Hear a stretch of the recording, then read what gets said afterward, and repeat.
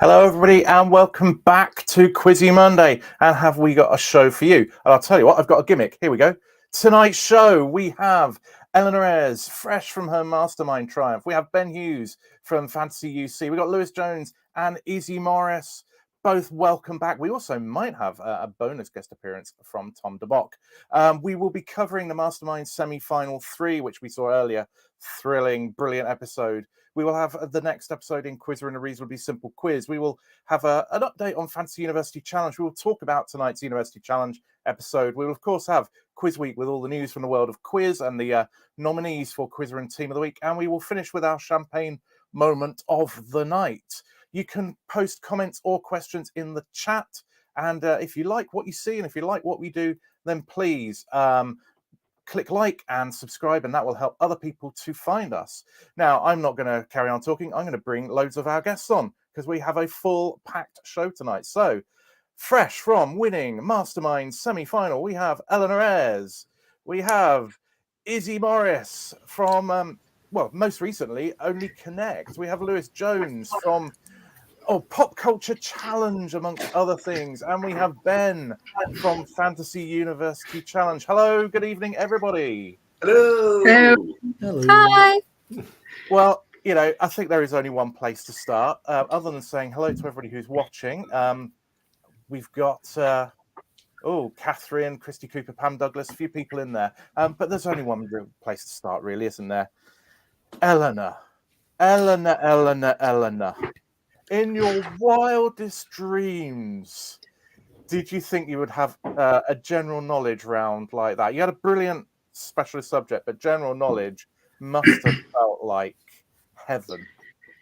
It was an out of body experience, completely strange. When I hit the one I got wrong, which I should have known, it was like that sort of brought it back into reality in a way, because before that it was just everything was just flowing. And I think that's the thing with Mastermind, is that when you hit a blockage of some kind, that's what throws you. It's not the questions that you get right, it's the questions that you get wrong.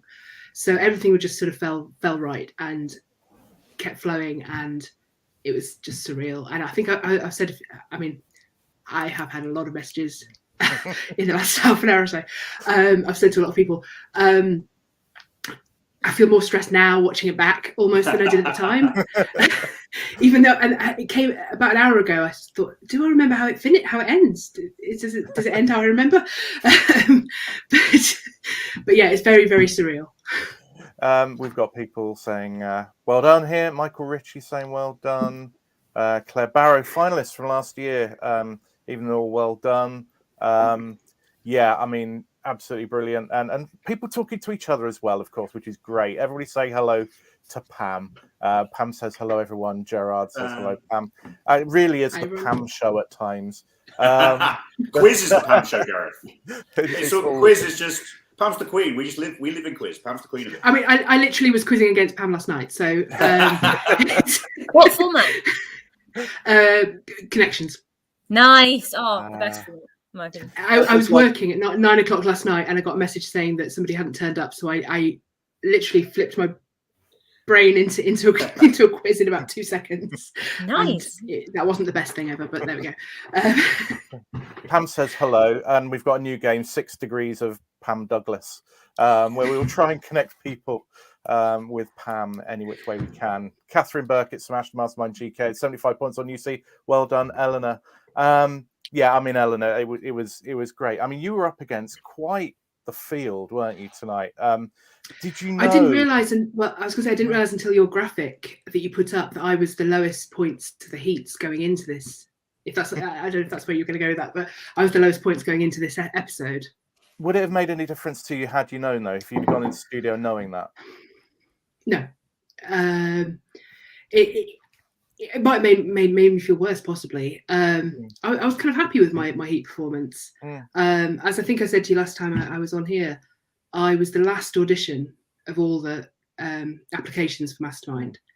And so I'm not sure whether I had the shortest amount of prep time for the heats, but certainly it was shorter than a lot of other people did, because it was 7 weeks from the day I applied to being in Belfast.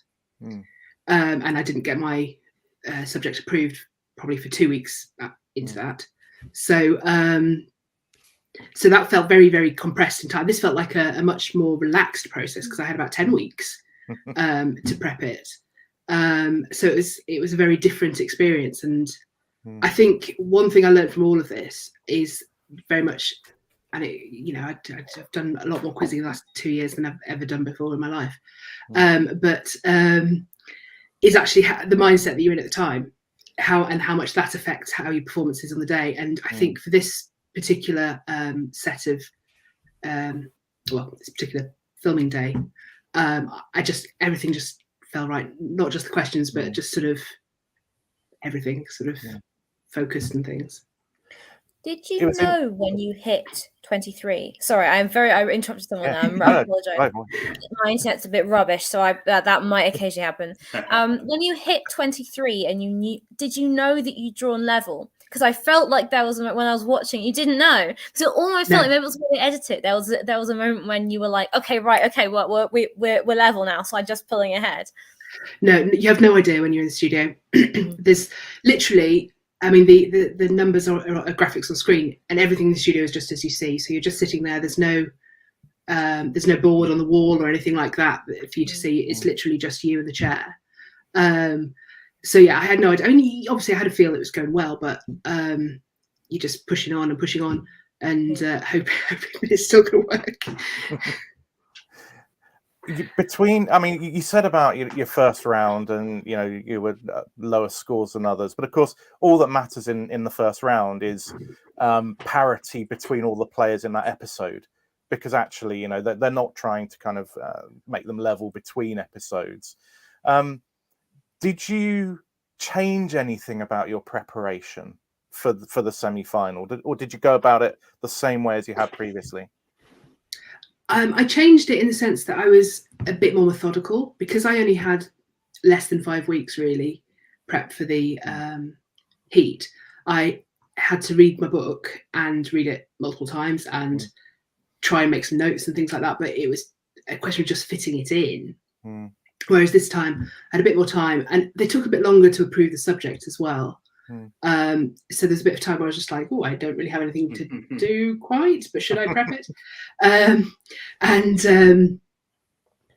But I ended up having like charts over my wardrobe door and things like that with lists of key dates, and because it's York Minster, I had like maps of the Minster, which I'd actually photographed from an exhibition that I went to while I was prepping.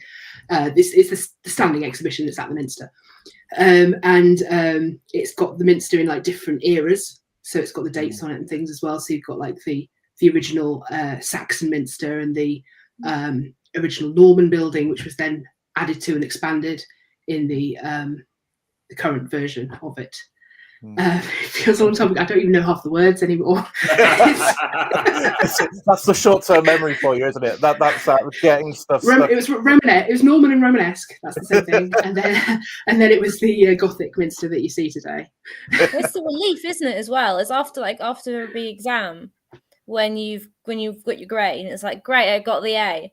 Now I'm going to forget everything that I ever learned about that subject for the rest of my life. Particularly in Mastermind, though, because for this, you win something, and your reward is more revision on a new subject.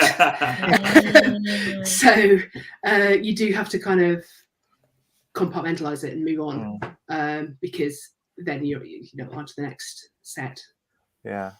Did you visit York Minster? I mean, what was it about York Minster? I mean, I did St Paul's Cathedral because I worked 15 minutes walk away, so I knew that I could just visit it over and over and over and over again. What was it about York Minster that attracted you to it? And did you kind of go there and do the whole walking around, making notes thing? Yeah, so when you, as everyone knows, when you apply to Mastermind, you have to put down your 5 subjects on the form, and then they promptly say, well, most of those aren't goers. And so you have to spend quite a lot of time thinking of new subjects. York Minster was very much my throw an extra subject on the end of a long list subject that they then ran with. And I was quite happy. It was a subject I picked because I thought, I know a little bit about the Minster. I went to school in York. I grew up around York. I've been many times. I've sung in the Minster. I thought, it's a subject I don't know that much about in terms of this sort of granular detail.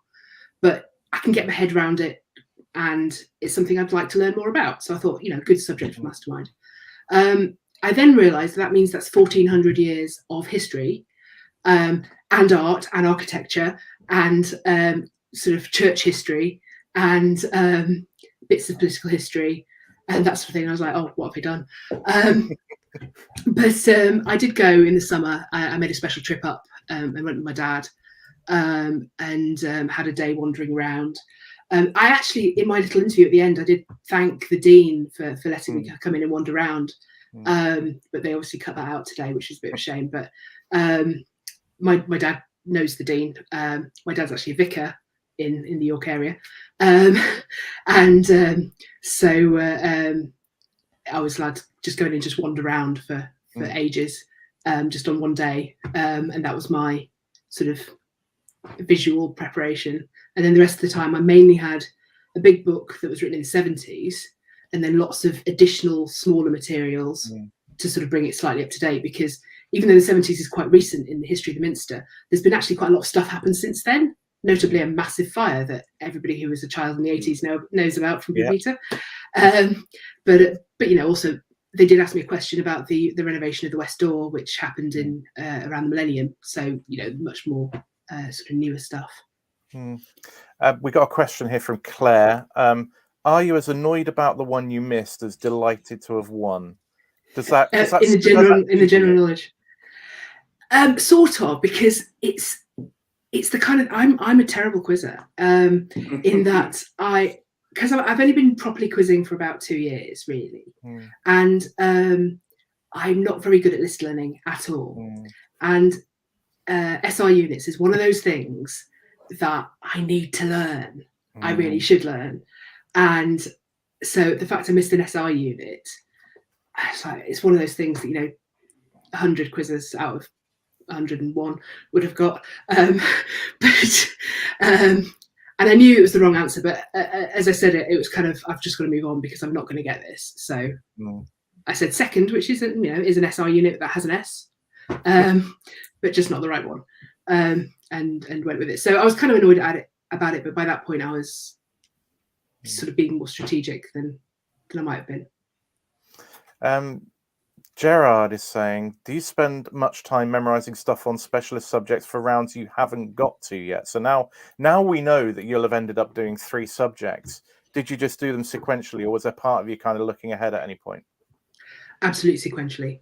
As I say, I applied at the very end of May, filmed the heat at the beginning of July. Of my 5 subjects I put on my application, only 2 got accepted of those. So one of those was my heat subject for Catherine de Medici. And the other one was kind of put in provisionally as my final subject. It actually then didn't end up being my final subject. So, I was vaguely, because I really wanted that one, it would have been a lovely subject to do.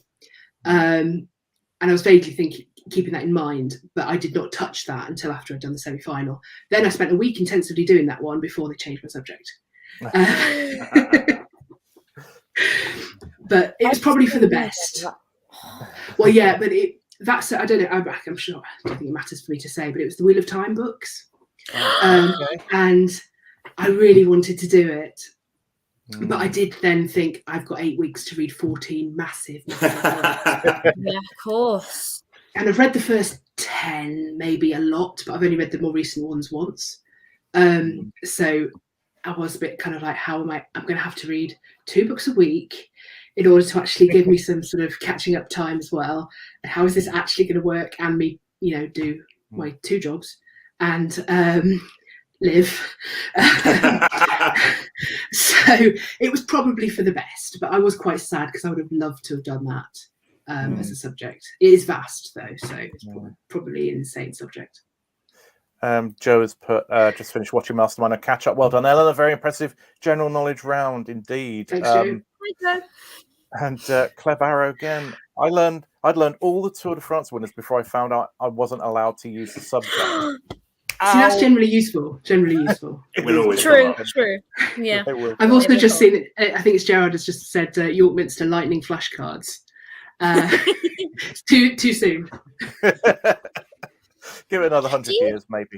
Do you find it helped having the visual, I know that, you know, there's an extent to which everyone learns visually, but do you find actually having like the maps up somewhere that you can see and you can visualize yourself moving through it?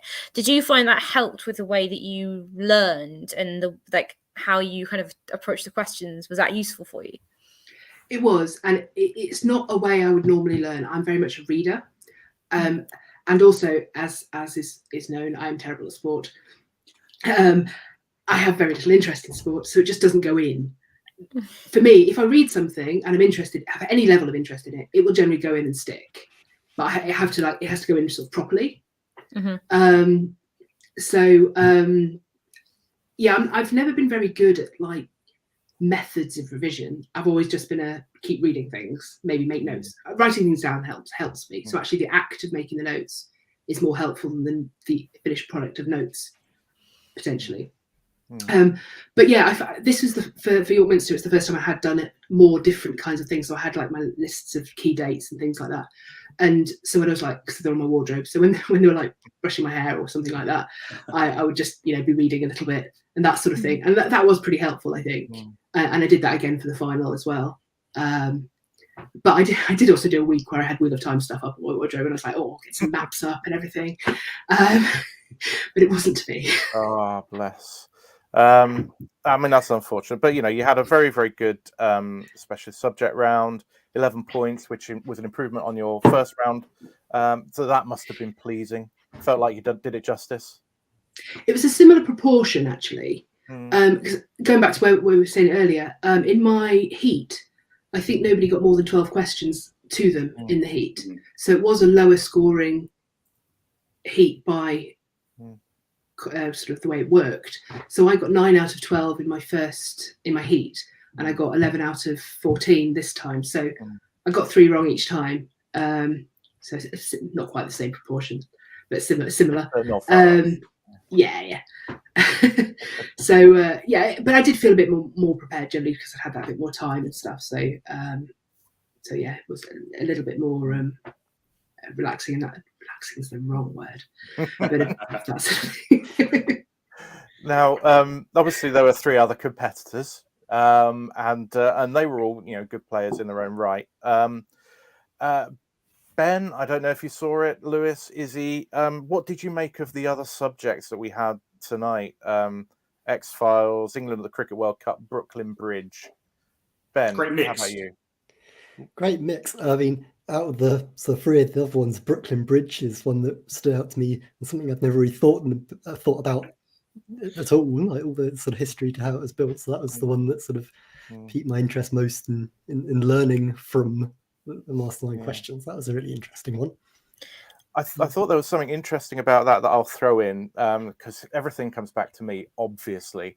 But I was, I think last time I was in a semi-final, I was asked basically about a condition or another name for the bends, and it referenced the Brooklyn Bridge construction, and I didn't get caisson disease. Yet tonight the guy answered caisson disease, and then there was a bit of a hesitation before he accepted it and said that, yeah, the bends, which I thought was bizarre, bearing in mind I missed out on caisson disease because all I could think of was the bends. Anyway, that's all about me.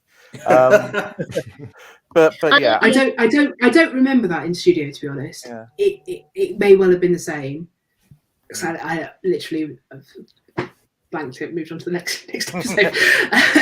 But I know that he, as you know as well, he does do pickups, so it might have been a pickup.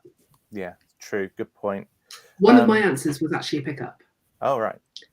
Because it didn't. I gave the right answer, but it didn't come over very well, so I had to say it again loads of times afterwards. The cool thing about histories of places as well is that like there is that sort of visual aspect to it. Like I noticed that with the Brooklyn Bridge one as well. There's there was one really interesting one about like what thing did this sign say? It's like you'd never get that if it was just a sort of, well, obviously you wouldn't get that if it were a book one because it's not how books work. But like the idea of sort of being everything about like a tangible thing, I think is super cool, and you don't really see it that often. Like I think it's really interesting, and often with, say, if talking about your Minster is a bit different because that was like specifically sort of about the history of the place, etc., etc. But if you have like a history of geography, you often get quite broad areas that kind of lend themselves to book learning. But this was so specific that you got a lot of quite like in-depth stuff about the nature of the thing as like a solid thing that exists in the world, rather than here's some stuff that like lots of books have been written about. And I think that's super, super cool. Very, yeah. I mean, I thought it was a good subject. Alistair never quite got a run going. It's a couple right, one wrong, couple right, one wrong. It was a little unfortunate for him. But nonetheless, say he's in a semi-final. You can't knock that. It's a fantastic achievement. Lewis, what about you? What were your thoughts on the special? I was a big fan of the subjects. Again, great mix of them. To have a couple more pop culture and a couple more highbrow with the locations. Particularly liked the Cricket World Cup myself, and Tom did so well on those. I think he really did. One of the best performances on the special. Very, very good. Season, just so rapid on all of those. And also, I went to the first and last game of the 2019 World Cup thanks to corporate sponsorship. Lovely. Went to booking.com at the time, won a raffle. Brilliant. And so to have a couple of memories brought back by that was really, really nice. Yeah, just really good. I loved how many of Alice's questions were about just driving different animals across the Brooklyn Bridge. Lots of questions. Yeah, not what you think about. I just think of the modern Brooklyn Bridge, people walking over it, cars, trains, not with P.T. Barnum taking some elephants over it. Lovely little bit of a historical fact there, I thought. I thought that was a fun subject as well. I mean, as I hinted at before, cricket is. In my heat, there was Mark did the Champions League finals, and again, I did like most of them when I was sitting there at the back. I'm trying to answer questions in the specialists, but both of those I'm a bit like, nah, just won't even try. But it does make a nice mix, I think. And then the last subject we had was X-Files, which was Helen, who kicked off the show. And Helen had been great in the first round. And again, was great tonight, it has to be said. Really strong performer, got 11 on the X-Files. Very, very solid performance, I thought. I really enjoyed the mix of subjects tonight, I have to say. I think it was tremendous. But, if I was sat in the chair where you were, Eleanor, thinking, I've done pretty well on my specialist subject, and then Tom goes like a train. Absolutely. What state was your head in at halfway? I think I was second in my heat as well, so on the specialist subjects. So I've done it before, so in that sense, it's not impossible. But he was very, very strong on the cricket. Yeah, and I mean he's very strong in general knowledge as well. And it's some of it is just. As I was saying about my general knowledge round, I think he very much got the same with the cricket. He just powered through. It was just getting that rhythm and just going with it, and that really helps you just move along. And I think Clive picks up the pace as well, and you just keep pushing through. Because I think he got I know he got 14, but I think he got one or two wrong, one wrong maybe. One wrong. So he got 15 questions in. And I had 14 questions in my time, and the last of my questions only started just before the time went. So he was definitely getting that pace going. Because I don't think I was slow in my specialist round, but not as pacey as him. Did you feel like free of pressure that he was 3 points ahead, obviously, with the strength? When you were going into your general knowledge, did you feel that the pressure was always going to be on him and you could play a little bit free? Do you think that helped, or was it just really you didn't care? You knew you were in a pressure environment anyway. I think it's just trying to do as well as you can. I think it really is just because you never know what's going to come up, and some of it is luck as well. The questions that just fall that work for you. Interestingly, and a lot of people have commented to me on this, Tom had a question about Roald Amundsen, which, when I was on Millionaire, lost me a lot of money. And if I had been ahead on the specialist round, maybe I'd have had that set, and that would have been a very weird little my absolute nemesis of Roald Amundsen. So that was just a fun little diversion. And when I was sitting in the chair, I noted that as well. because by then I was relaxing a bit more. But yeah, it's just, I think you just want to go for it. You don't want to. There's never any relaxation. It's Mastermind. The lighting, the music, if nothing else. There's no relaxation. And how did you feel watching Tom once you obviously put up that massive score? How did you feel watching Tom when he was doing his? Because it felt like he maybe did have a little bit of pressure on him. He knew that it was such a big total to follow. Yeah, and I think he could have done it. I mean, he had a 14 in his specialist, so you know, he was very strong all round, and I think he felt that pressure. I think as well, maybe a bit more than was helpful to him. But yeah, I think certainly when I was in my heat, I was counting the answers when Mark went into the chair, because he was ahead of me on the specialist, so he went last into the chair, and I thought I'd won, but I'd slightly lost count. So I knew I was one or two. I was either won or drawn. But for this one, because I was more ahead, I think I was fairly sure how it was by the end of it. But I was still keeping a bit of a count until that point.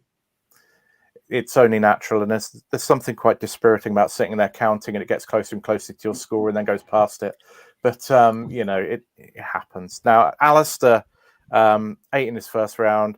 Came up with 9 in his general knowledge. He was going all right, and then he had a bit of a pass spiral. He passed on 1, and then there was, you know, he didn't get dilute, and it just kind of, you could see his head kind of almost thinking, actually, this is gone now. You know, it just kind of felt, and then he pulled it back at the end with a couple. But you know, his score of 17 when Tom had set 14 was never going to challenge for the lead, whereas Helen came up with a score of 12 on general knowledge and set a target of 23, which won a good number of the first round heats. A score like that would have won a good number of the heats. So we talked about scoreboard pressure when we were on Twitter, and Brendan has put in here about Tom having scoreboard pressure from you. But did you feel that kind of pressure once Helen had got out and set a good total for you to chase? Yes, I mean, Helen's total was more than I scored in my heat, so I knew. But I knew I'd also scored 2 more in my specialist than in my heat. So if I did the same on my general, I would at least draw. And so yeah, I think. But again, I think it's more a case of, okay, that's what that score is. Now I need to go out and just try and go for it. And luckily, it did sort of pan out. Were you literally running through that sort of equation, though? Were you literally in the chair thinking, well, I've done 2 better, I got that then, so this time, you know... A little bit, yes. Yeah. I think, because I was conscious I'd done 2 better. So I think I knew, you know, I had to do better on my general knowledge. I work with words, don't you know? It's so yeah, I think I was conscious of that, but not maybe on a strictly mathematical basis, just on a kind of, okay, this is where we're going now. It's got to be good. It's got to be good, but it's doable, and doable indeed it was. I mean, it looked at one point like you were going to get the monster of all perfect general knowledge rounds, the likes of which we probably haven't seen since Jonathan Gibson last year. 1 wrong, but 17. I mean, we've talked about it at the top of the show. Brings you to 28. That's just a phenomenal score. And then, you know, Tom did well. You know, 10 ended up at 24. Again, would have won many shows, but it wasn't to be. So, how drunk did you get that night then, Eleanor? Not very. I can't. I was thinking, was it that night? No, it wasn't that night. I went and did a quiz by Zoom. It wasn't that night.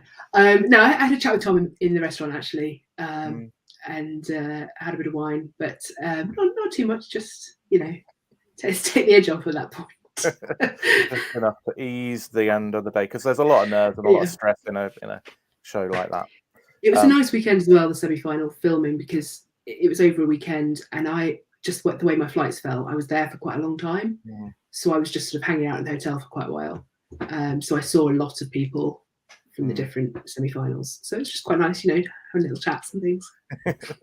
Wonderful. Well, absolutely delighted for you, Eleanor. Brilliant score, brilliant win.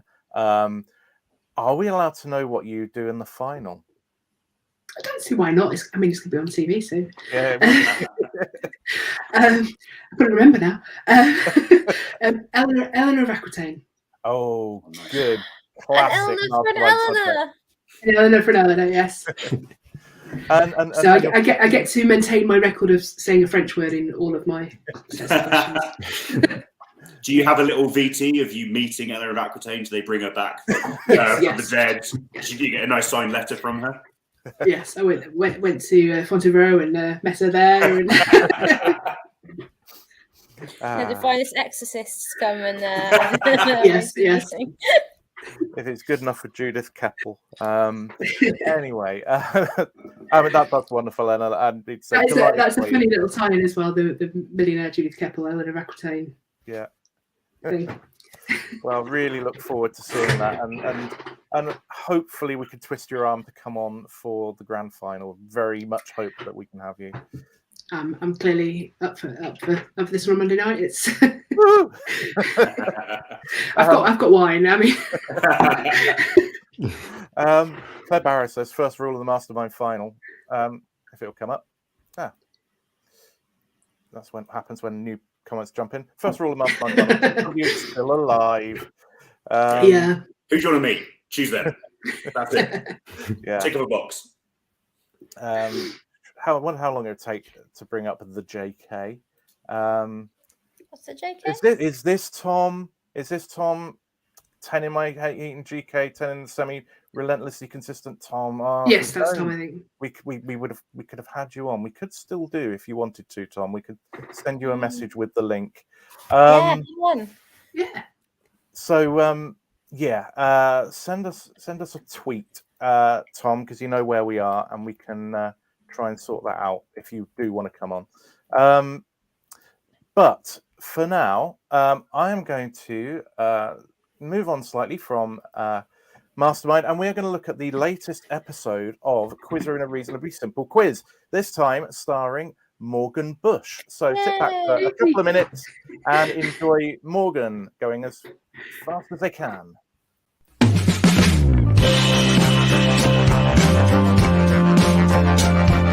Welcome to Quizzer in a Reasonably Simple Quiz. Today we have Morgan Bush with us. Hello. So, Quizzer in a Reasonably Simple Quiz is a quiz in which you get 15 questions. We give you the answers, and then at speed, you have to match the answers to the questions and try and be the most accurate and the quickest. You have a choice of set A or set B. Which would you like, Morgan? Set B, please. Okay, set B. Your answers are punch, jam, and note. Punch, jam, note. Gotcha. Okay, here we go. A UNESCO World Heritage Site in Ghor Province, Afghanistan is the minaret of what? Note. In Dub Be Good to Me, what word follows tank, fly, boss, walk, and describes how hot it is? In her diary, what was Bridget Jones partial to writing to self? In the Surrey Hills, there is a hollow known as the Devil's Watch Bowl. Launched in 2011, Samsung's flagship. The performance known as Professors. The collection of correspondence curated by Sean Ush. The first episode of the IT Crowd was titled Yesterday's What? The London Charivari was the alternative name. What has been held by Melba Moore for 36 seconds, Morton Harkett for 20.2 seconds? What is the leading public school for British Prime Ministers when written backwards? What kind of drunk love? What word follows strawberry? What word connects a heavy breed of horse to the most popular daily newspaper in Nigeria? Which band's hits include Beats Surrender, Eating Rifles? That is it, Morgan. How do you feel you did? I definitely got a few wrong there, I think, in the middle, but hopefully I made up for it with the speed. So, yeah, I'm not quite sure, but I think I did fairly well. Well, I think I can actually tell you only got one wrong. Ooh. Which was the first question, the minaret of jam. So that was the only one you got wrong. Everything else correct. So you go onto the leaderboard with 14 points, but let's see how quick you were. Morgan goes straight to the top of the table with a performance that was both accurate and fast. Eagle-eyed viewers may spot that we have changed some of the timings of the other competitors. It doesn't change the order of precedence, but it does mean that it's much more accurate than it was before. So Morgan, are you happy with your performance today? I'm really, really pleased with that. Yeah, I think I did pretty well there. So I'm very pleased. Well, thank you so much for coming on, Morgan. Thanks for playing Quizzer in a Reasonably Simple Quiz. Thank you very much. Thank you for having me. Yeah, we will be back next week with another contestant. Lovely Goodbye, stuff. Everybody. See you later.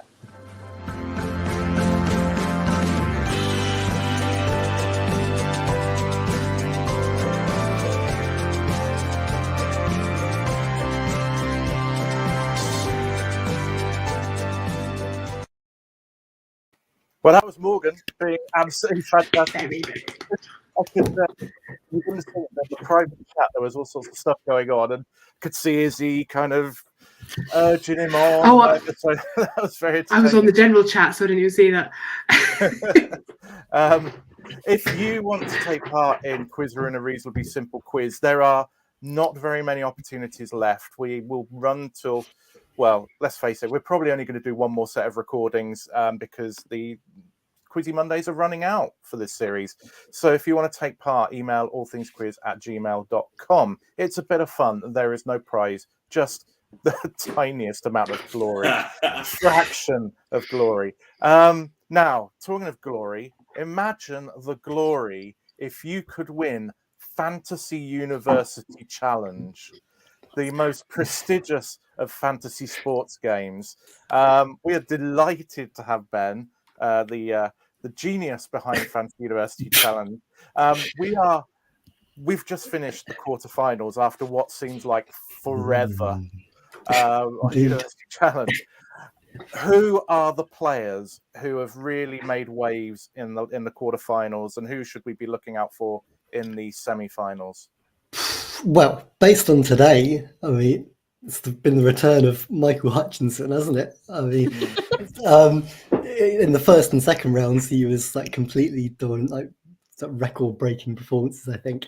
And earlier on in the quarters, I felt like he dipped slightly, but hey, he's back on form today, isn't it? So going into the semis, it's got to be Michael Hutchinson. Other than that, Imperial Zeng, very good in the previous round in the quarters.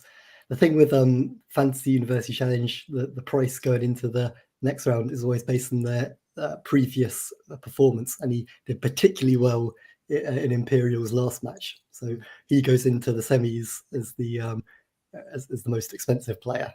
Will anyone be able to afford him?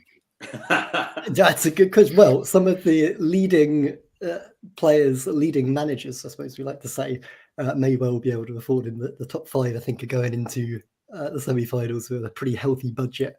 So yeah, they'll have their eyes on Zeng and Hutchinson, I think, based on today's performance for sure.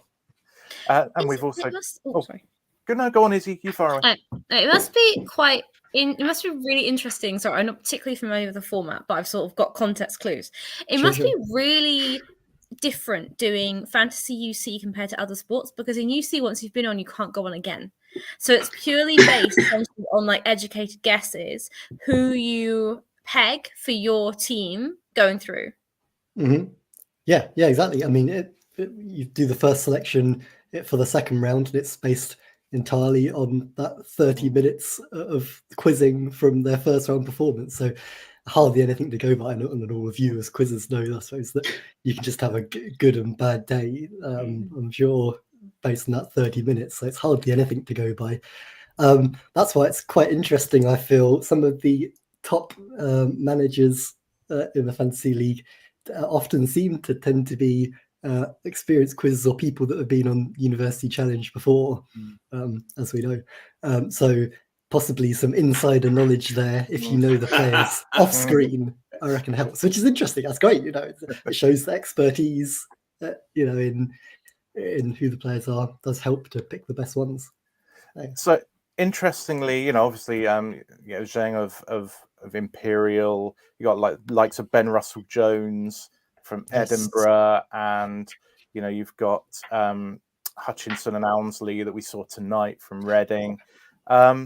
When it comes to Emmanuel, who I think they're the fourth, aren't they, of the four who've made it through, they had a very low scoring win last time round. How does that affect kind of their key players? Do they suddenly become much more attractive to a manager? Exactly. It affects it in quite an interesting way, because they had that kind of grudge match where it was low scoring, and that situation in their previous match.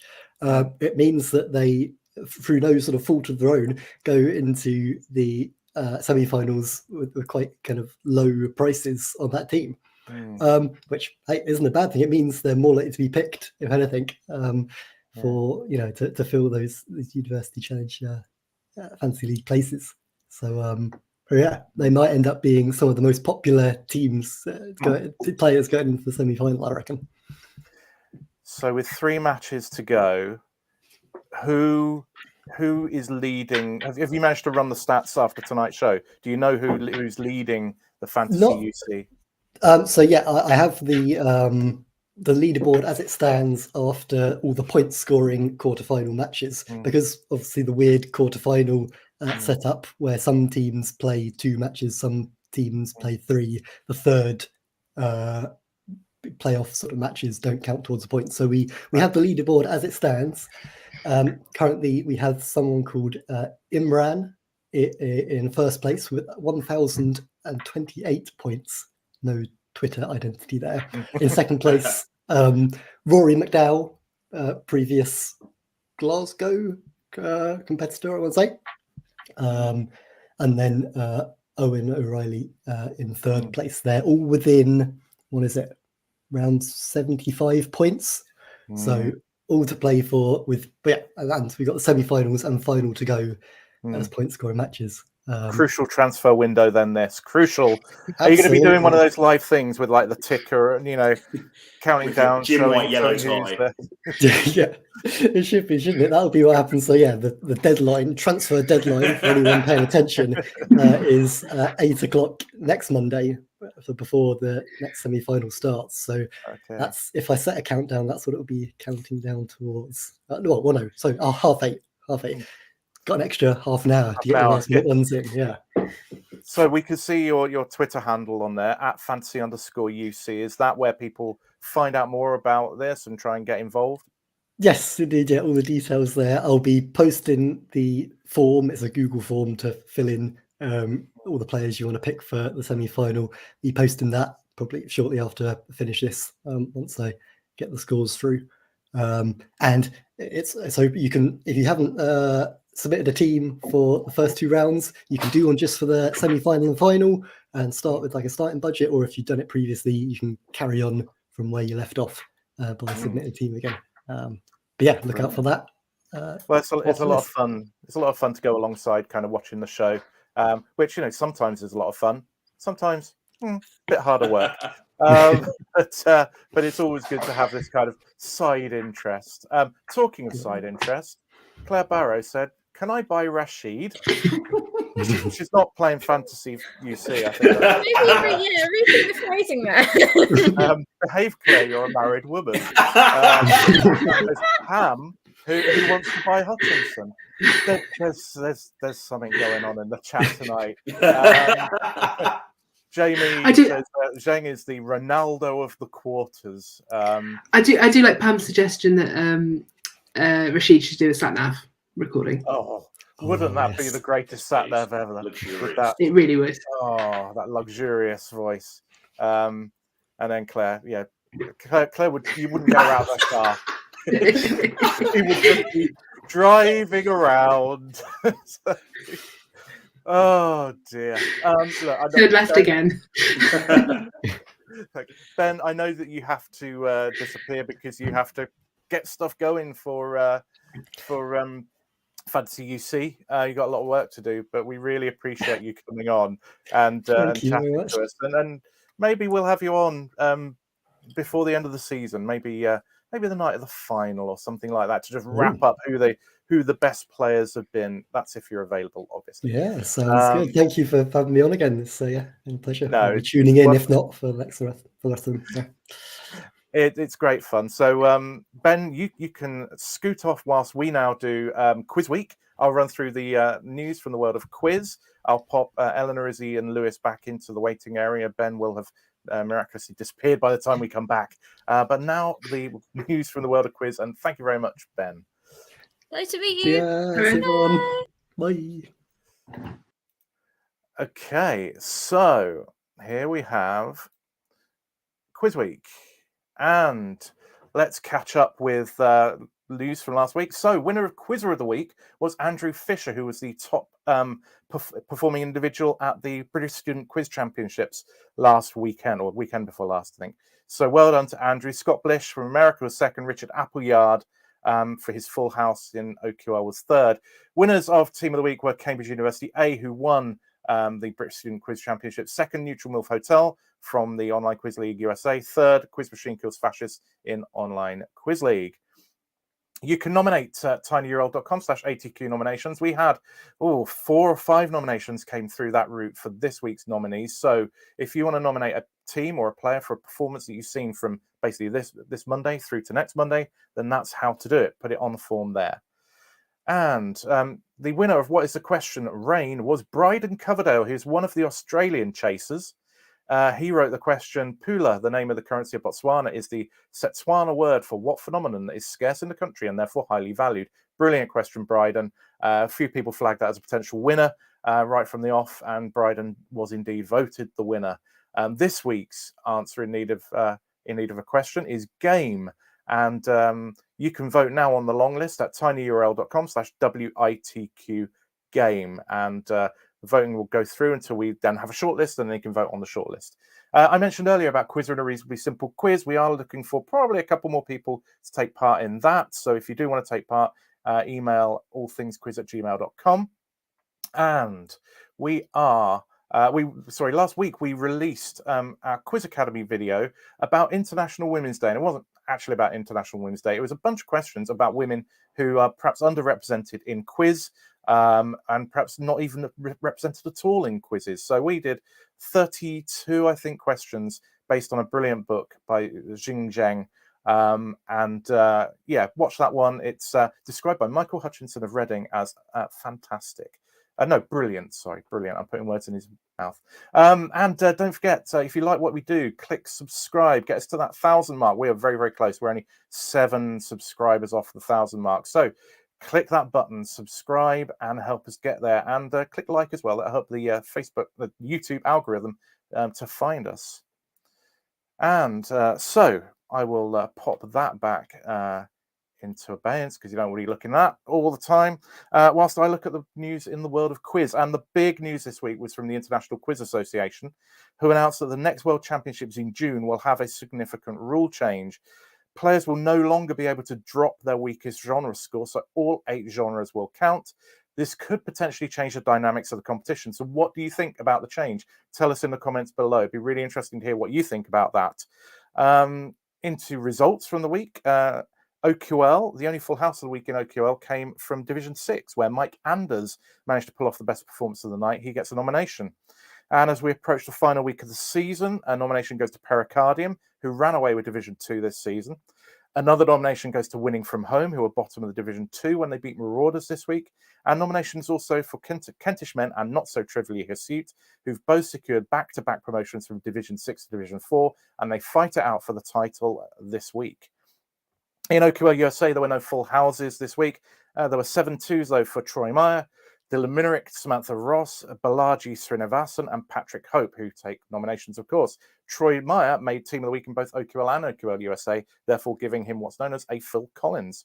Team nomination goes to Minority Rapport, who are bottom of Division 1, but managed to send Nacho Love and their slender title ambitions into the grave by beating them.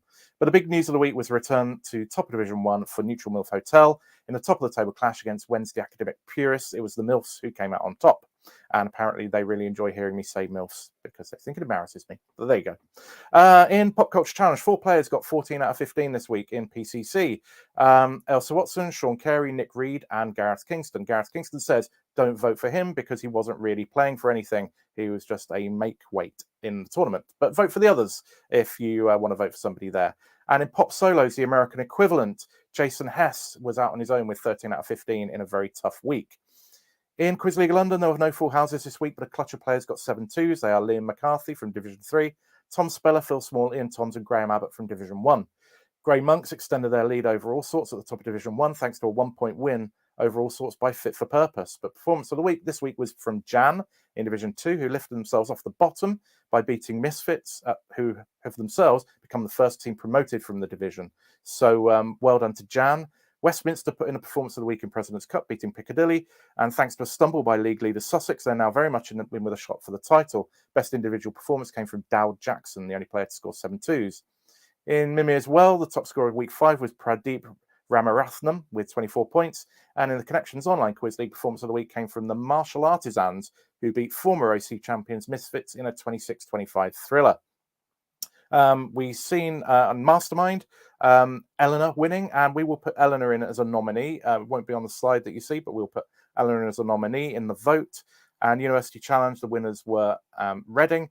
And on Counterpoint on Radio 4, Sarah Trevathan won her semi-final by 13 clear points and makes it an all-female final, which we're really looking forward to. Sarah gets a nomination. So now a recap of the nominees, and they are Graham Abbott, Mike Anders, Sean Carey, Jason Hess, Patrick Hope, Dal Jackson, Gareth Kingston, Liam McCarthy, Troy Meyer, Dylan Minerick, Pradeep Ramarathnam, Nick Reed, Samantha Ross, Phil Small, Tom Speller, Balaji Srinivasan, Ian Tom, Sarah Trevathan, Elsa Watson, and Eleanor Ayres. And Team of the Week, we have Jan, Kentish Men, Martial Artisans, Minority Rapport, Not So Trivially History, Pericardium, Westminster, and Winning From Home. You can vote now at tinyurl.com/QW14 March 22. Although if you want to vote for Eleanor, just hang on until 5 minutes after the end of the show, and then you'll be able to vote for Eleanor. And I think that is it for this week. So lots of stuff, and we still have University Challenge to talk about. Dear God. Okay, here we go. Izzy, Lewis, Eleanor, welcome back. And you're all bigger in my screen now after that. So, University Challenge. What did we make of it? It's interesting. Reading, having lost their previous match, it was going to be a question of how they bounced back. Lewis, what did you make of their performance tonight? Really strong. I think there's no real better duo, I think, in the show this season than Hutchinson and Ownsley. The two of them clearly working so well together, different backgrounds, different things they're studying with, really complementary knowledge bases. And just the amount of time they're just setting each other up to stuff has been really impressive this season.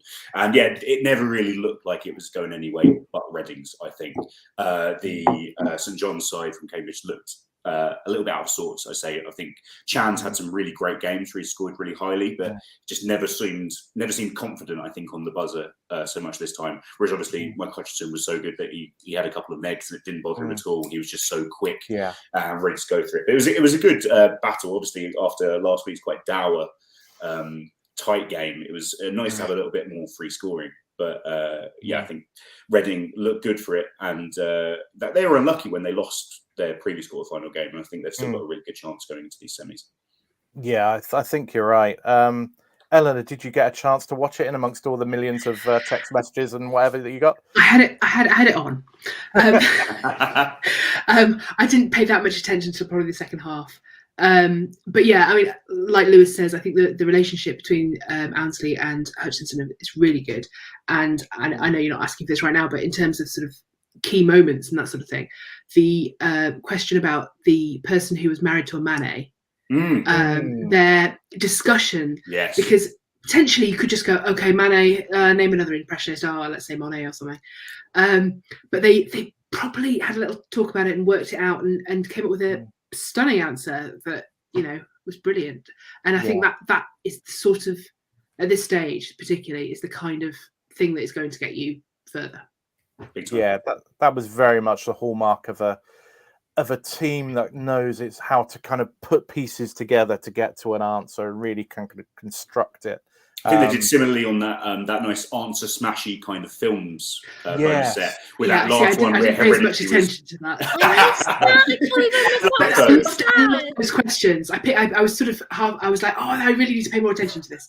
I was a bit disappointed that they didn't give the answer as answer smashes. They had to give them two separately. That was a shame. Yeah. But yeah, the way that but at least they had the vowels in. Yeah. Jessica got Hereditary and offered it as maybe an idea, and you could see Hutchinson sort of like worrying, going, "Yeah, let's go for it," and they got it. It was and Jesse Doss's reaction when it was right. Yeah, he was so pleased. It was just like, I loved that because he'd had a slightly rough game. He buzzed in and said Buddhism when the answer was Buddha, which I think in round one he would probably have been given in the final quarterfinal with everything at stake. It was kind of a strict adjudication, but for him that was clearly quite the moment, and you can't not feel good for him. It was brilliant. As Pam said, he punched the air, and we all love those punch the air moments when we're quizzing, and sometimes they're hard earned. Izzy, what kind of stuck out to you as you were watching tonight? I missed a lot of it because my internet was rubbish, but I did notice the mascots. The mascots are really cute. Sorry, I'm going to be a bit useless here. I apologize. That's all right, Izzy. Don't worry. We can talk mascots. What makes a good mascot, Izzy? I think, well, I always prefer plushy mascots. I prefer mascots of like an out there animal, so like a teddy bear with like a scarf of the institution isn't as interesting as like a crow would be, for example, or a snake. And I also think having some kind of like personality element, like a cute face, helps too. Like a cute little facial features, or maybe like an accessory. Parrot, agree, Of course. agree. And I also think that sometimes teams try and be a bit too funny with their mascots, and it kind of goes over badly. Like I remember facing off against one team, and they were very good. But I'm 99% certain they beat us by quite a way. They had a petri dish of aquafaba as their mascot, to which we all kind of went, okay. So that was the thing. So like, I think it's definitely better to go with like hang on, I have an example here. To go with, for example, giant fluffy shark with dopey face. I think that's a good choice.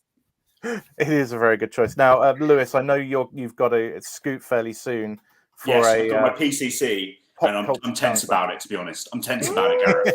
So I better run. Yeah. So before you go, Lewis, champagne moment of the night. Champagne, it's got to be that Berta Morisot moment, I think, in the UC. Just that working, that teamwork. I think that's going to serve them so well. And I'm really excited for these final 3 games of the UC season. Fantastic. Thank you very much, Lewis. Good luck. Always a pleasure. With PCC tonight. Thank you. See you soon. Good luck. So yeah, Eleanor, any other kind of things that jumped out to you in amongst your kind of the loving that you were getting? It was a bit chaotic. I mean, the answer smash thing.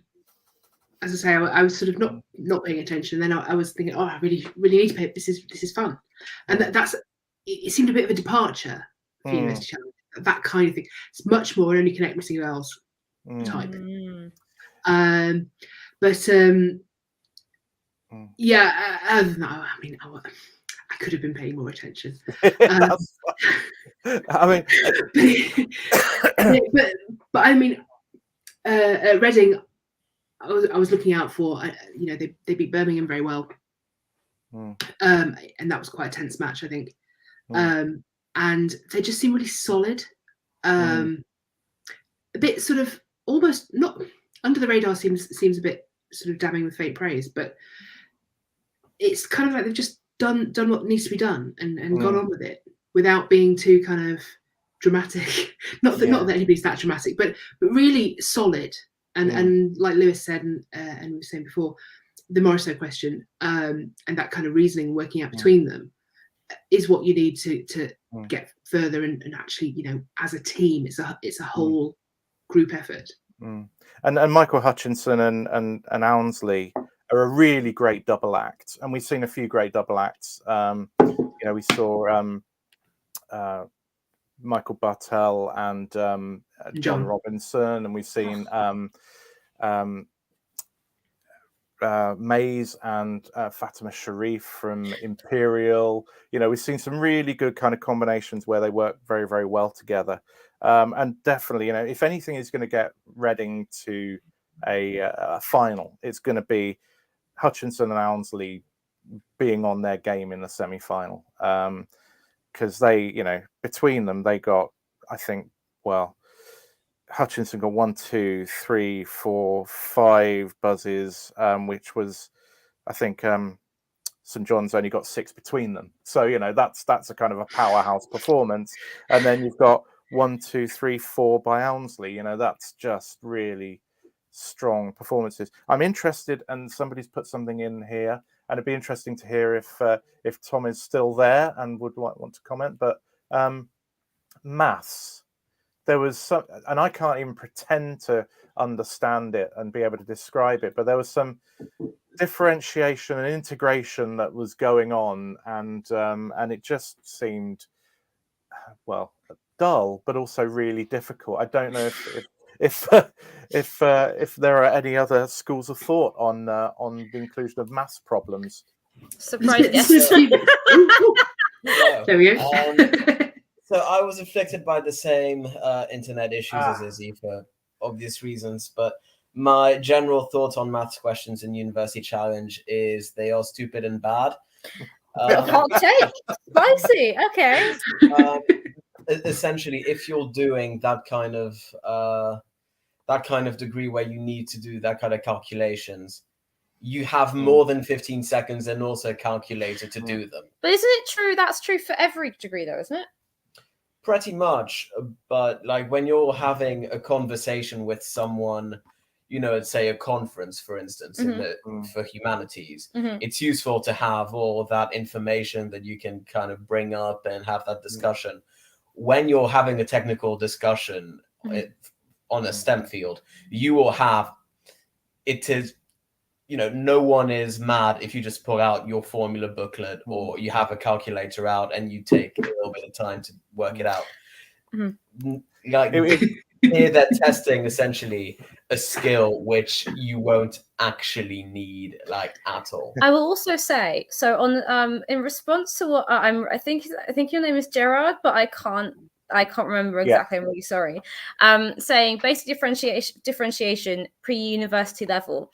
This is technically true. However, with maths, I feel like, so I finished maths at GCSE. Obviously, you went on for longer doing it. Yeah. We only just hit differentiation as our like ceiling at our GCSE level. I would not be able to remember that. But it's not something that I could go back and like go, oh yeah, I remember that from like GCSE history or whatever. It's either something that you know or you don't. Like if you don't know how to do differentiation, you are pretty much stuck with that question. Whereas if you have, even if your degree isn't in history, or if you didn't do an A-level in history even, or even a GCSE in history, you might still be able to, from like list learning and from other quizzes you've done, be able to get a history question. But I think with maths, you either have had to be taught it or not know it, which is sort of, which I think also comes from the fact that like if you've got people in the room who do maths, then cool. I mean, that's just how it's going to be because that's how maths is. But I also think that, you know, asking someone to do like a super quick calculation like that's like, yeah, but you know, like not everyone's going to know how to do that. And it's like even the method, you're not necessarily going to know how to do. Yeah, I'm sort of on the fence. Sorry.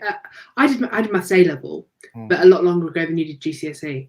And I can't remember differentiation at all, but I know I did spend a lot of time doing it.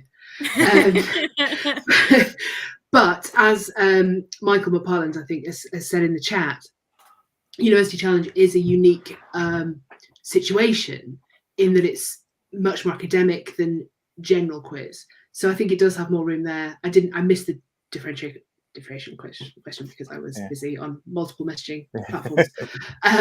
But I think there is some room for it more in University Challenge than perhaps in other quizzes. And there was a discussion on this on OQL a few weeks ago as well. And that was to do with areas of rectangles, I think, or it was areas versus perimeters or something like that. And there is some basic thing like that where you're showing kind of knowledge of how you do something. With the maths bit is quite easy, and it's more, do you know how to work out the area of a rectangle? That I think has a bit more room for it. But generally those kind of, problem, like a problem, maths problem, is not quite as quizzy possibly as some other things. Yeah, I think I mean it was technically the bonus set was on calculus, but that shows how little I know that I was just grabbing words that they were mentioning. I think one of the problems they were having was I'm not sure quite how clearly they were hearing what they were being asked, because they were going, so hang on, was that 2 over pi, or was that pi over 2? And they were doing that. They weren't clear on actually what the components of the thing they had to work out were. So for me, it just felt very, very tricky. But last comment on that, I think Jamie saying, I think math history is fine, but not the calculations. So fine to know about Fermat's last theorem and Andrew Wiles. Yeah. If they're asking you how maths works, like, theory and things like that, I would say that's fair game. But asking you to do like solve a maths problem in real time, I think is what about the question, which is, I may get this wrong, so bear with me. If it's like minus b plus or minus the square root of 2ac thingy over 2ab, and the answer is what does this equation solve? Quadratic. And right? Quadratic equation. Yeah, that's what I was aiming for. Do you think that sort of thing would be all right? So it sounds more mathsy than it actually is, in a way. Yes, I think so. I mean, yes, but also that's more of a direct link. So it's like, identify this math thing. Okay, can you identify it? Yes, you can. Doing it is like, okay, no, that's a kind of methodology, which is something that you might not be aware of. And in response to Jared again, not every team is necessarily going to have a scientist on it. Like, but then that's like the draw of the team, surely. That's part of the way you compose your team. I would say if your team doesn't have a scientist, that's on you. But that, you know, but like people take humanities. We had loads of scientists on our team, and I was like, I think we had a geographer and me doing English lit, and I was fucking useless because I did medieval. So like, you know, it's about, yes, every team should have a scientist on it, but also it shouldn't be like you have to have a scientist, but humanities are disposable, but you have to have scientists. But essentially, fundamentally, you should have like a scientist in humanities. One of the core skills of science is not being able to solve a problem in your field within 15 seconds. In your head. In your head, you don't have a piece of paper there at all to help you. That's the thing. It's one thing recalling, you know, parts of formulae or, you know, bits of theory of how your field works, but it's another of having to juggle these numbers in your head that fast, especially when it gets harder and harder as you go through the ranks. And I just think that doesn't make for particularly good TV. I mean, I'm also completely biased because like math is like numbers are just my absolute bane of my existence. Like the idea of having to hold all those elements in your head at once to do that calculation really fast, that's just an absolute nightmare. No way. Yeah. I mean, I'm with you on that, but I'm solidly a humanities person. Well, I wish my degree is law, and that never comes up. Yeah. Very true. Yes. So anyway, it was a back to a good episode. It wasn't the most outstanding one because it wasn't close. It was 145-70, and it never really looked like Reading were going to lose it. I thought there were some nice questions. I thought the 17th century artist was actually fairly safe for this stage. But yeah, I thought it was a decent show. And to say Reading a little bit back to form. And it'll be really interesting now when they're against really tough opposition in the semi-final to see quite how strong they will come out fighting in the semi-final with a place in the final at stake. We will have Hutchinson with us when they're on a semi-final, and we will have next week Imperial with us. Not only Imperial, but their coach supreme, Michael Cohn, captain from last year, will also be joining us. So hopefully, next couple of weeks are pretty much sorted in terms of good University Challenge guests. And also next week, we have Anthony Fish, to give me his full name. My OQL teammate. Yeah, he is in the semi-final of Mastermind next week, I believe, and he will be coming on. So before we leave, my other OQL teammate being Ben Russell-Jones as well. Ben, wonderful. I'd be twisting his arm to come back on when it's his semi-final. So champagne moment of the night, and Eleanor, you are allowed to pick your own performance if you would like to. But Izzy, let's start with you. What was your champagne moment? I tell you what, I'm going to do that and choose the moment specifically where in the general knowledge, you pulled you got 23 and then Clive started reading the one after, and I was like, right, okay, got it. That's it now. You've got it.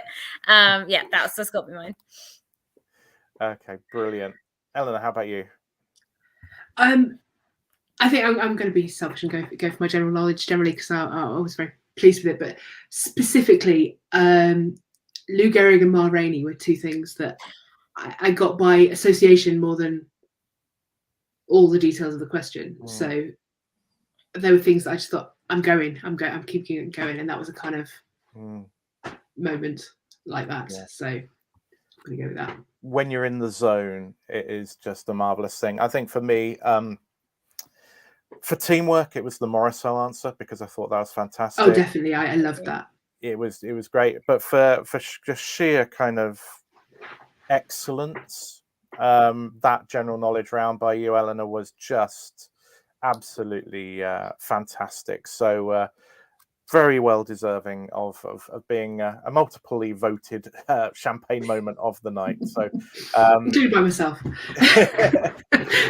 We look forward to seeing what happens in the final now. Obviously, we've got a few more semi-finals to go, but we look forward to catching up with you. We're halfway through, I think. Yeah, we are. So really grateful for you coming on, Eleanor.